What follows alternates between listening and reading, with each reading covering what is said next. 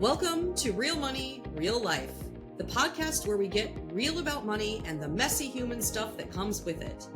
I'm Linda Grizely, financial educator and your Me Money guide to financial clarity. Each week, we dive into financial concepts and money strategies, but we always tie it back to real life, emotions, mindset, and how money actually shows up day to day. If you're ready for practical tools, mindset shifts, and honest conversations that meet you where you are, not where the world thinks you should be, you're in the right place. Because you deserve to feel confident with your money and good about how you use it. No judgment, no lectures, and definitely no putting yourself last.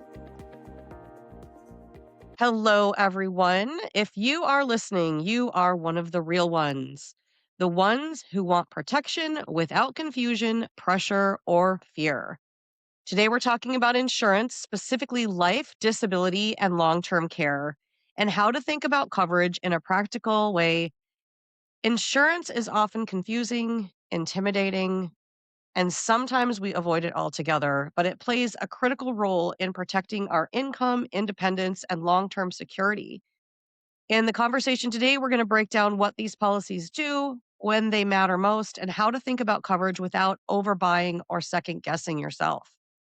My guest today is Peter Ciravolo. He is co-founder of BC Brokerage, a firm licensed in all 50 states that helps fee-only financial planners implement insurance solutions aligned with their clients' financial plans. BC Brokerage supports planning first insurance decisions across life, disability, long-term care, annuities, home, auto, umbrella, and business insurance with a focus on transparency, efficiency, and cost-effective coverage. Welcome, Peter. Awesome. Thank you, Linda, so much for having me on the show. Of course. I always like to start with your why. How'd you get into the insurance industry? What's your story? What drew you to this work? All that stuff.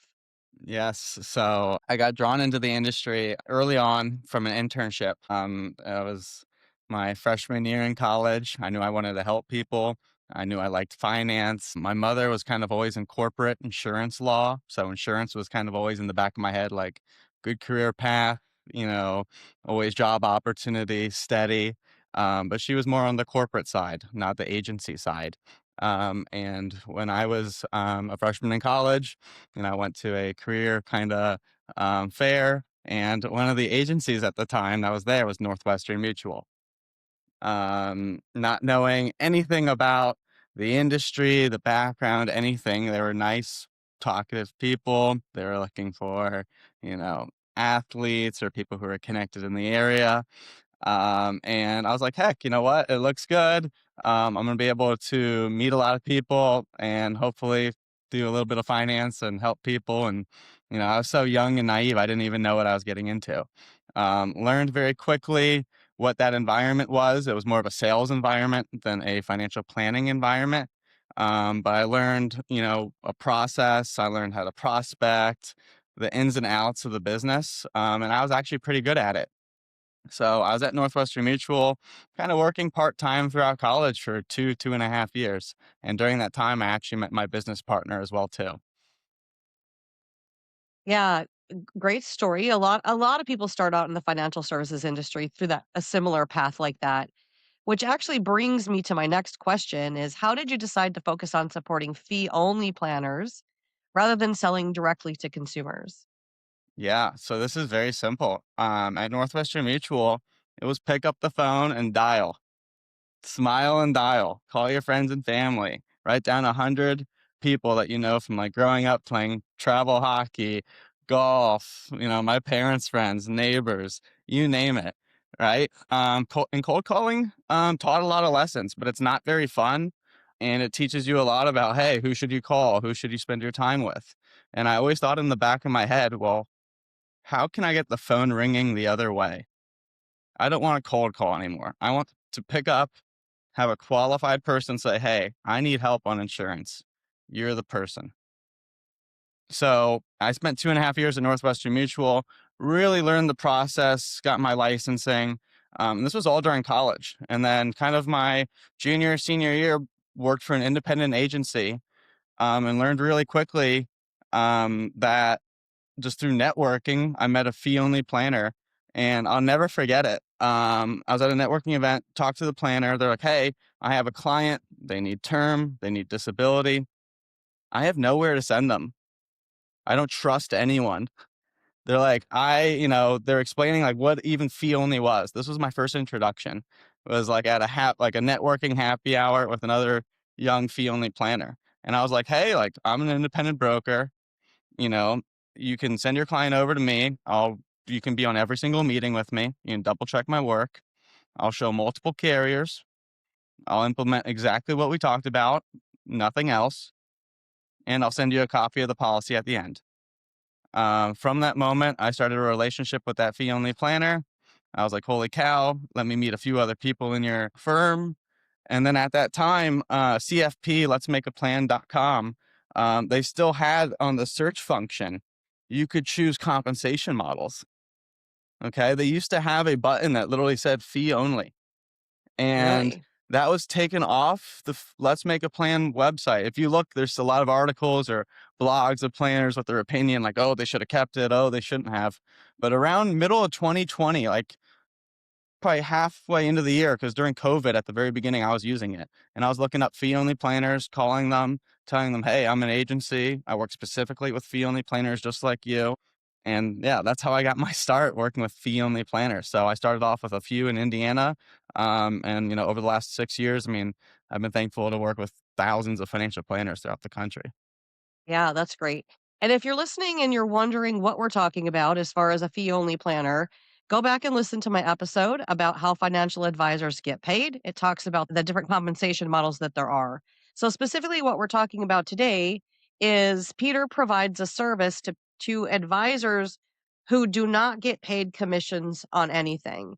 They only charge a fee, whether it be on assets under management or a planning fee, and that's all they get compensated on. So they don't have active insurance licenses. They may just for educational purposes, but they don't earn any commissions. So they needed a safe place to send clients to know that their clients were going to be sold something that they didn't need, to know that somebody was going to respect the plan that they were putting together. And this is where Peter and his partner come in, right?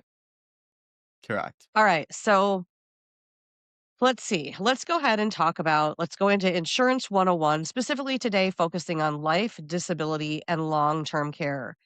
And they often get lumped together like that, but they all serve different purposes. So go ahead and just give us the 101 on each of those three. Yes. And the reason why they get lumped together is because of licensing. It's your life and health insurance license. So let's start off with life insurance. I mean, there's really two different forms of it, right? There's term and then there's permanent, right? Term, I'd say, is the solution for the overwhelming majority of people. The overwhelming majority of people, meaning 95% of people. Permanent insurance works in very few scenarios, and it's often very oversold. That's a whole nother conversation within itself. Life insurance is very simple. If a death certificate is there, the insurance company will pay out the claim matching that social security number. Very simple. There are a few exclusions, one being war. We've never really seen that be an exclusion. They even paid out during 9/11, act of terrorism, still paid out. The only other exclusion usually is a 2-year suicide exclusion. Okay, but life insurance, very simple. You pay a premium. If something were to happen during that term, it pays out a tax-free death benefit in most scenarios. Disability income insurance. Disability income insurance, we know 1 in 4 people during their working years might have a disability claim. Disability, the one that we specifically implement in plans is called long-term disability. Okay, what does that mean? Usually somebody has to be injured for at least 90 days or more. And then as far as qualifying, depending on the plan, there's usually 3 different triggers. Okay. One trigger is loss of one major job duty. Okay. Another one is loss of 15% of income. The third one, loss of 15% of time at the job. So if you hit one out of those 3, depending on the contract language, the policy will pay out. The third one that we're talking about would be long-term care insurance. This one's usually looked at as wealth transfer. It's for older age clientele, it's for long-term care. Long-term care is defined by 6 activities of daily living. And if you hit 2 out of those 6 definitions, then the policy can pay out. And there's different languages and contingencies within that. But to break down those 3 types of insurance as simple as possible, that's it. All right. That's a great way to just sum it up. So we've got life covers if you're dead, it's going to pay money to your heirs tax free. We've got disability if you get hurt and are unable to work or sick and unable to work, different reasons, different rules, but it allows you some income replacement. And Mhm, then we have long-term care, which is if you need to go into a facility or even have someone come into your home to take care of you for a longer period of time, right? correct. Okay, so let's talk about insurance is a transfer of risk, right? So you're saying I'm going to buy this to protect me from a possible risk, right? So what are the risks that you think that most people underestimate when it comes to protection in these three things we're talking about today? Yeah. Statistically, the largest one that's missed, long-term disability income insurance. This is strictly from a claims perspective.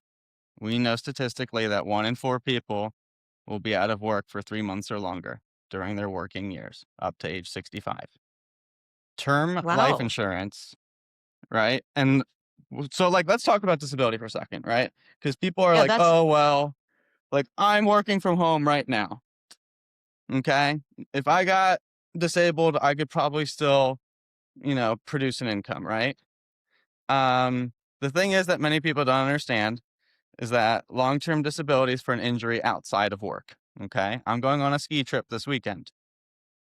That is long-term disability. If you do not have coverage, you're underinsured. Many self-employed people, they just say, oh, well, I'd have to get hit by a bus or I'd have to be dead to not work. Well, bad things happen to good people. Most common payouts are actually for cancer, disease. It's not getting hit by a bus. Many people have this connotation of like the world's going to end or like it's not going to happen to me. We do see a lot of disability claims, and it's the most common. Term life insurance only pays out 1 to 2% of the time, which is a good thing. It means that you outlived the contract, right? So insurance is like one of those things. It's an intangible product. It's not an investment. It's nothing like that, right? People are like, oh, well, I'm just throwing this premium away. Mm, not necessarily. You have a peace of mind and there could be a benefit. But it is definitely an interesting concept to talk about with people. And I think that many people within the profession are very confused about what insurance even means, because it's so easy to get caught up in the products and the features and different variables. But at its basic, right, insurance is a transfer of risk. How much are you comfortable with? How much do we want to transfer? right. Yeah. I recently had a conversation with someone who was talking about business owners looking at their business insurance, like their, errors and emissions or liability insurance, as being an unnecessary expense and something that they felt was wasteful. And I said to the person, I said, well, it's only wasteful if you're not the one. But what if you're the one? It's going to be so Hmm. incredibly valuable to you if you're the one. And I think I'll, that's the same thing for any type of insurance because it is solely that transfer of risk. Like yeah. it doesn't, it may seem wasteful, but if you're the one, heck, it's a great investment. Yeah. Well, it's all good till a claim happens, Yeah. right? And that's also when it really is like, oh, did you buy cheap insurance or did you buy the correct insurance? Did the person helping you facilitate that insurance even have the correct licensing, access to products, experience? There's so many variables that go into it. Um, Obviously, I'm on the younger side. I'm 29 years old. All right. This is all I do is insurance. But one thing that's very interesting is talking to clients under the age of 40 and then over the age of 40. Same thing with the financial planner. And the big one is they've lived life. They've seen accidents happen. They've had claims. They've seen claims go well. They've seen claims go terribly. Every single financial planner that I work with, that are like, it's a much different conversation when they're younger, because they haven't had it themselves. Some of them haven't been in a car accident, so they don't even know how car insurance works. Or they're like, oh, well, it was their fault. Oh, great. You're in a state that doesn't even matter, buddy. Right? So it's very interesting because insurance is different state by state, contract by contract, and it really just comes down to experience. You talk to somebody in their 60s and 70s, they're thinking about long-term care insurance. Somebody in their 20s and 30s, it's not even a remote concept to them. Yeah. Yeah. And I think you did say, there's so many different things to think about and different types of policies, and I think that's why sometimes it becomes so overwhelming, is because Mhm. people feel like they don't know where to start. And then again, when you're going to an insurance salesman, you're wondering if you're just being sold something that you really need or not. It's hard to know who to trust. Yeah, and at the same time, it is very hard to know who to trust. And I think that's why we provide a valuable service. But it really does pain me when somebody's like, "Oh, like, we found a better deal elsewhere," like, "Oh, I'm gonna go this route." And I was like, from the bottom of my heart, I'm like, "Man, I like, let me know what you're doing, because even if I'm not like have anything to do with it, like, I want to let you know like if you're doing the right thing or not." Because I'll tell you, I look at a lot of plans or somebody that end up going with their Uncle Eddie instead of BC brokerage, and Uncle Eddie is going to sell them a whole life insurance policy too, right? So there's a lot of lack of trust in the market, and it's kind of something that the financial services industry has let happen, right? You have a lot of people, master of all, master of none. They have all their licenses. They're doing investments, insurance, long-term care. They're doing, it's just, it's crazy. And on the insurance side, you've got people who you can truly, go and take a life and health insurance course Tuesday, Wednesday, Thursday, and then pass your insurance exam on Friday, and you can start selling it on Monday, right? I mean, Yeah. it's unbelievable. There's no training, there's almost no regulation. And then you go into a network like a mutual company, right? And they've got big marketing dollars and they're able to sponsor the Super Bowl and all this stuff. But at the end of the day, they're just jamming a square peg into a round hole, right? They've got one product and they're going to sell it however they can. Yeah. Right. So, how would someone determine what type of insurance they need, how much they need? What's the best way for them to figure that out? Yeah. So, I mean, I would always say for a consumer off the street, it would be to get with a fee only planner first. Okay.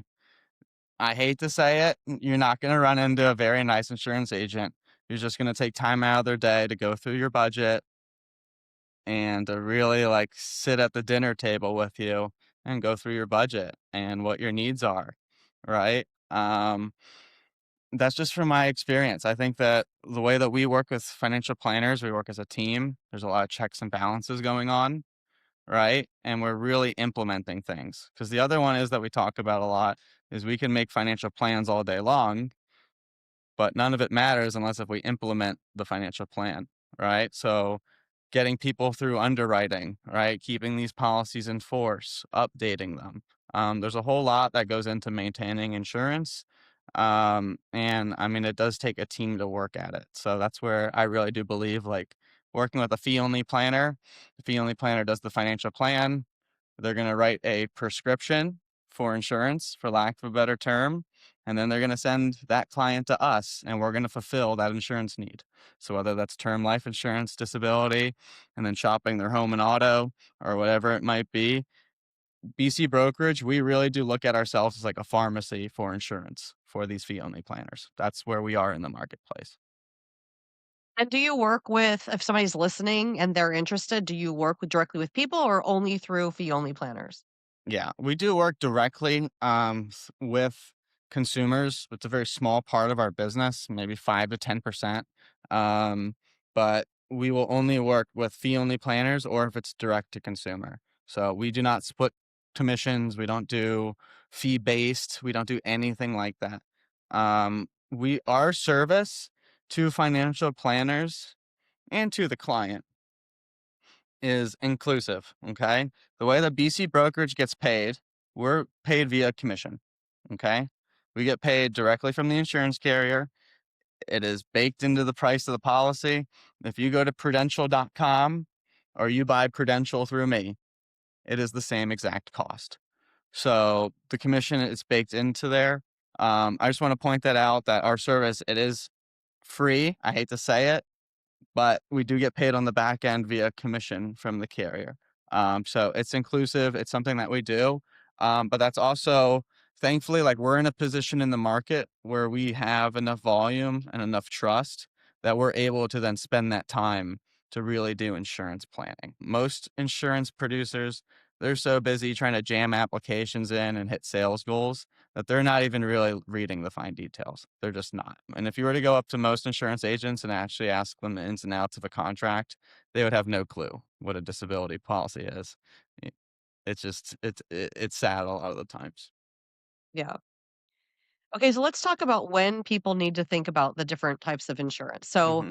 starting with life insurance, I tend to think that if somebody asked me that, I would say whenever you start to have a need to provide for someone else. So, whether it's through marriage and you have a spouse that you want to be able to provide for if something happened to you, or whether you have children, it's basically replacing what you're bringing to the relationship now, in order for your children to have the life that they would have financially if you were no longer in the picture, or your spouse. What are some other reasons just about life insurance right now where you can think of that would be a key to say someone needs to look into getting some? Yeah, I mean, the most common one for life insurance, right, would be if you're married, you have children, debt, right? Um, Other big ones that we see recently, if you have an SBA loan, right, you need to collateralize a life insurance policy for a loan or something like that. Business buy-sell agreements. Many businesses do not have one. If a partner were to die, they have absolutely no clue how they would pay that other spouse out. Um, a lot of insurance stuff, the best time to buy insurance is when you don't need it. Okay. I have people, they call me, they're like, oh my gosh, Peter, I just came back from a terrible doctor's appointment yesterday. I'm like, all right, well, it's already in your medical records. So, you know, the best time to buy this stuff is when you're young and you don't need it. People call me, they're like, hey, we're pregnant. Great. What trimester? Oh, we're at the end of our second. Well, great. You can't apply till delivery now. Because if so, you're going to have an exclusion on this pregnancy and the future ones too. So the best time to buy insurance is when you don't need it. Term life insurance, buy it in your 20s and 30s. If you were to ask any financial planner, they would probably tell you themselves they wish they bought more and they wish they bought it when they were younger. That's what every single person says, especially once when they start having more kids and as inflation continues. Most people, with how cheap term life insurance is, they wish they bought more when they were younger and healthier. Um, it's not insane to have 15, 20 times your income. The correct, the textbook number to have would kind of be your retirement goal minus your current net worth, right? That's kind of the number that's missing, and playing from there. Human life value, it's kind of a cheesy term. Human life value, for those who don't know, would be, let's say you make 100 grand a year, you're 35, you want to retire at 65, so you have a 30-year horizon. 100 grand times 30 years is 3 million. Granted, that has no inflation or anything in there, but it's a number just to consider. Most people, they're underinsured. They think they're covered through work. Yeah, they might. Most people we know, they're not going to be at the same job when they retire. So you don't know how your benefits are going to change or what your needs are.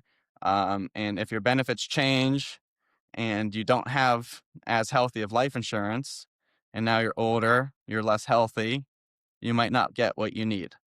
So it's kind of a little bit of a catch 22. And that's why I always go back to buy it when you don't need it. Yeah, makes sense. All right, let's talk about disability insurance, long-term disability specifically. Who are the people that really need that? Yeah.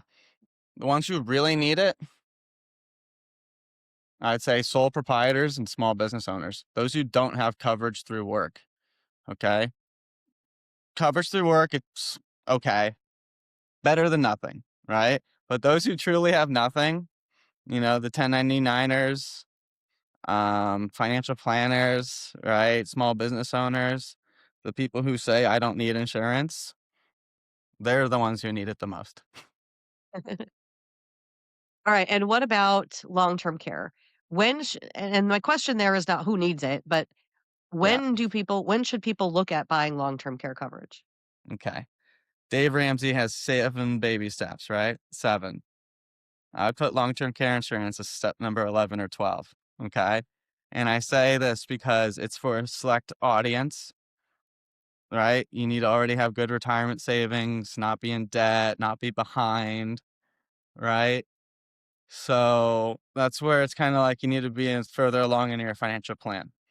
Um, and that somebody between usually the ages of 45 to 60, 45 to 55 would be ideal. The reason why is the older you get, the more expensive it becomes. And long-term care insurance is not like what your grandparents or what your parents were purchasing. Back then, you could get a policy that was like $100 a month and you truly were covered. Like, you're good to go. Like, no worries, like unbelievable coverage. And if you know anything about the long-term care market, there used to be like 400 insurance carriers that did long-term care. Now there's only 2 on the traditional market. Okay. On the brokerage side. I mean, it's Mutual of Omaha, Transamerica just got out of it, Genworth. I think Northwestern Mutual has a contract. Mass Mutual might, but there's, a handful of carriers nowadays. Um, because long-term care now is so expensive. And when we're solving for it, the question really is, hi, Mr. and Mrs. Client, how much do we feel contributing or how much do we feel comfortable contributing annually for the rest of your life? Right? Because even at $5,000, $10,000 a year, 15,000, I can't solve or cover the entire long-term care amount. So I would really say it's somebody who's further along in their financial plan, right? They're thinking about long-term care. Most of the time, the people who are purchasing long-term care are fire type of people, right? Financially independent, retire early. Um, they saw their parents go through a long-term care situation, and it really helped their family. I can think personally, in my mom's side of the family, my mom's one of 6 girls, one of 6 daughters. They're all spread out throughout the country. And my grandma at the time lived in Sarasota, Florida, right? She needed long-term care. She was in a great facility. It was coordinated. None of the daughters had to play caretaker at all. They had a phenomenal experience. And it's funny because I think a few of my aunts, they've already lined up their spot in the same nursing home. Um, and it was an incredible experience for them. So yeah, that's really, it's the, upper end financial planning that does the long-term care insurance, I'd say. Um, yeah, I mean, there's some rules of thumbs around it. I've seen people take 1% of their portfolio and put that towards long-term care premiums, right? It depends. As a business owner, there's some different options for writing off premiums too, but long-term care, it is definitely a conversation, and there's so many different ways to build a plan. Yeah. Okay, let's talk about mindsets, and internal obstacles that people have.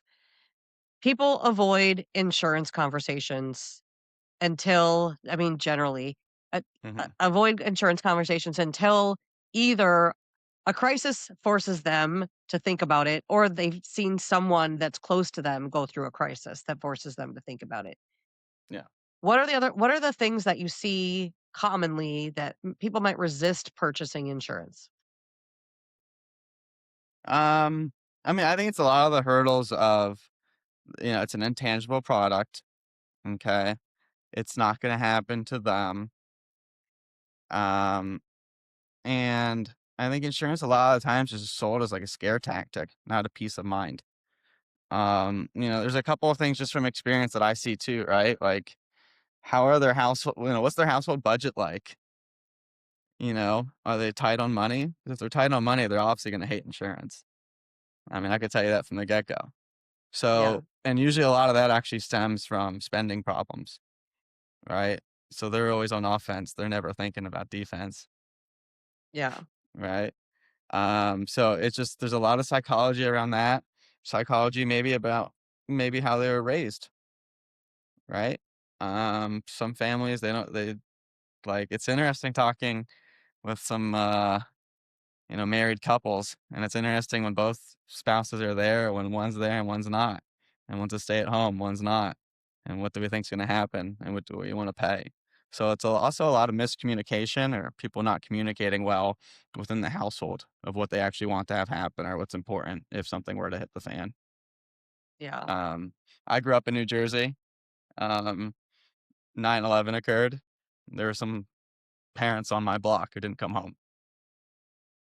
Who knows what their financial plan was, right? You hope they're covered. Right. You have your fingers crossed. But, GoFundMe is $1 billion business. You wouldn't Yeah. have GoFundMe if everyone was insured.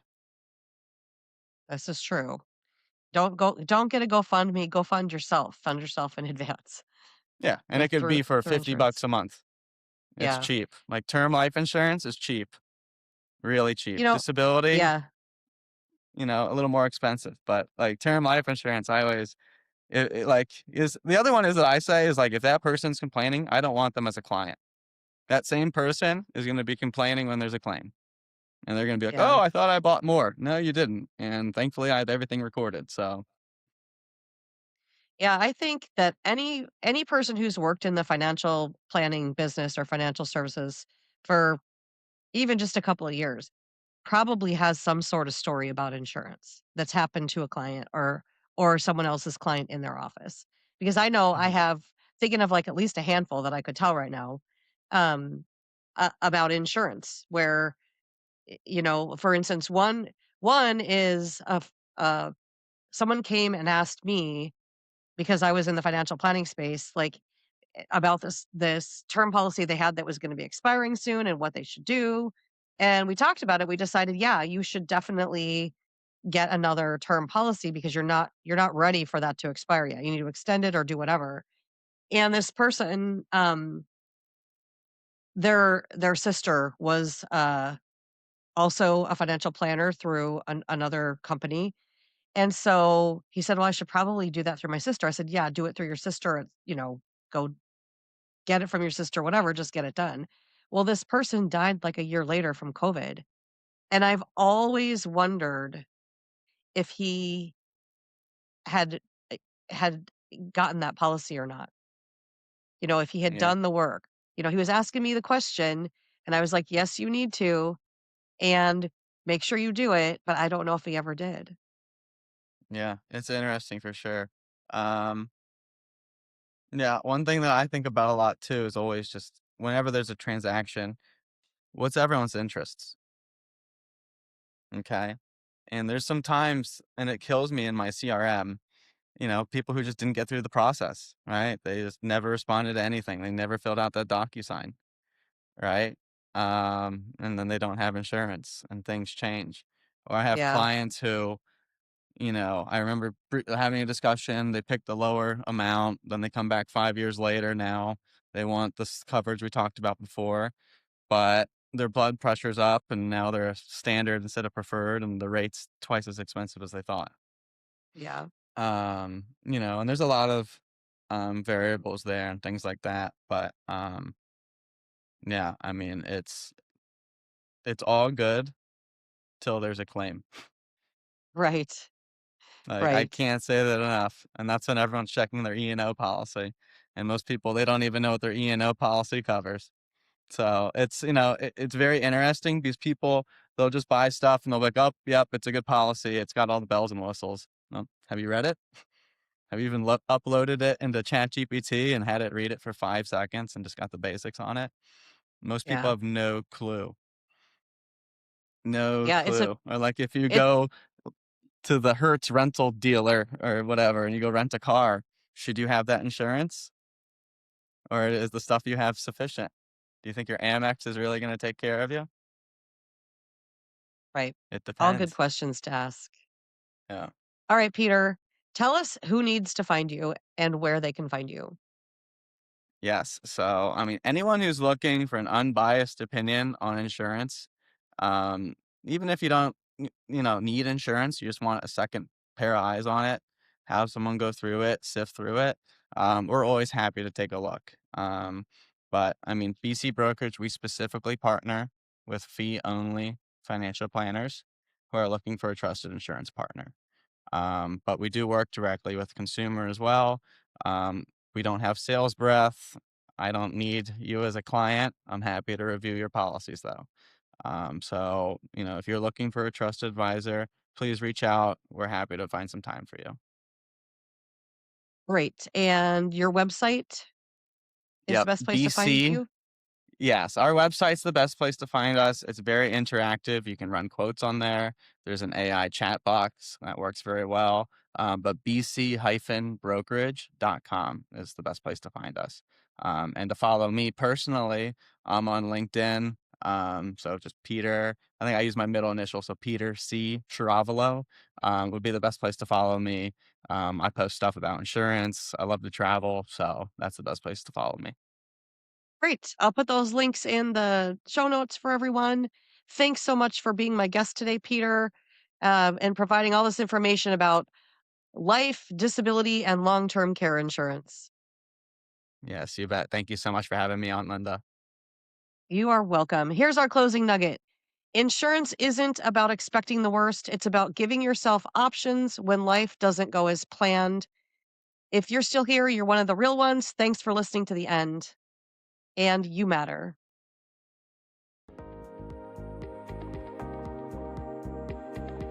Thanks so much for listening to Real Money, Real Life. Want to see what's blocking you from financial confidence or discover your money personality? Head to the resources page at lindagriz.com for our free quizzes. That's LINDAGRIZ.com/resources. If you're loving what you're learning, be sure to subscribe and leave a review. I'm your Me Money guide to financial clarity, Linda Grizely, and I'll catch you next time as we talk more real money, real life, because you deserve to feel confident with your money and good about how you spend it. The content shared here is for educational and entertainment purposes only. It is not financial, tax, legal, or planning advice and does not constitute therapy or mental health counseling. Please consult an actively licensed and qualified professional for advice or help specific to your situation.